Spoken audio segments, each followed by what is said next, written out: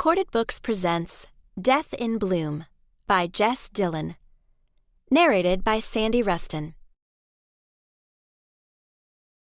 There are always flowers for those who want to see them. Henri Matisse. Chapter 1. I'm in the best shape of my life. I'm a Grammy Award-winning singer-songwriter, blissfully married to my true love, an Italian model. No, wait, make that French actor. No, Brazilian. Yes, that's it. My true love, a Brazilian actor and model who worships the ground I walk on. We live in a chalet on the coast of Sierra? I gave a start and snapped my notebook shut, rattling the spoon next to my coffee cup. I was at my usual table in the corner, up against the turquoise-painted wall adjacent to the picture window. The bright wall featured a rotating display of local artwork, while the windows supplied natural light and a view of the pink-petaled cherry tree on the street outside. White cursive lettering on the window announced the shop's name, Coffee Art Cafe, and conveniently hid me from any strolling passers-by. This spot usually afforded me a smidge of privacy for dreaming and doodling in my vision journal. Apparently, not today. I thought that was you, Sierra Ravenswood, still sporting short bangs and a bob just like in high school. I looked up at the stylish, well-dressed woman who had just entered the coffee shop. She fluttered across the checkered tile floor, as light and graceful as a butterfly.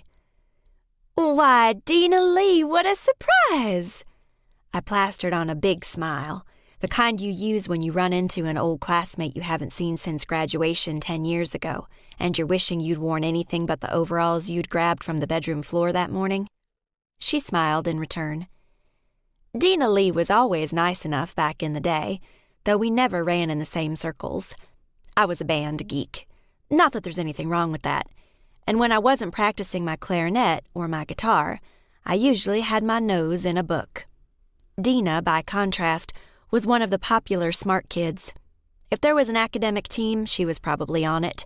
Debate club, scholastic bowl, student council, you name it. Of course, she was pretty too, and the only Korean American in our school. When I last saw her at our 10-year class reunion last summer, she'd been positively glowing with all her successes. She flipped her long black hair in a casual, carefree way. "What are you doing in Aeryville, Miss Sierra? Visiting your folks?" I kept my smile firmly in place. "No, ma'am, I live here now." She arched her perfectly shaped eyebrows. "You do? I thought you moved to Nashville." "I did a while ago. I moved back in January." 4 months ago, not that anyone's counting. Before she could launch into the third degree, I quickly turned the tables.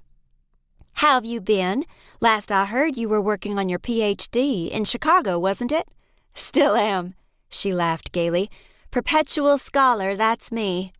"You visiting your folks?" "Mm-hmm. Daddy's birthday is this weekend. He doesn't want to fuss, but we'll have cake and ice cream." "How long you in town for?" Dina flinched, and for a second I thought Miss Perpetual Scholar was offended by my grammar. Well, she grew up here too. In my opinion, when your conversation is colloquial, the usual grammar rules don't apply. To my surprise, her lower lip began to tremble. She covered her mouth as if to hide it, but I could tell she was upset. I hopped up and pulled out the chair opposite mine. "Sit," I said, touching her arm lightly. I didn't know if it was my upbeat personality or my sympathetic face, but folks tend to confide in me. They always have. My mom liked to say I could have been a therapist. I sat down across from her. "What's wrong, Dina?" She heaved a great sigh. "I might be here for a while, that's what's wrong. Steve left me." "Steve? I thought your fiancé's name was Troy." "Troy? That's old news. He was 2 relationships ago." She sighed and shook her head. To keep listening to this audiobook, I've left you a link in the description so you can do it, at no cost thanks to Audible's 30-day free trial.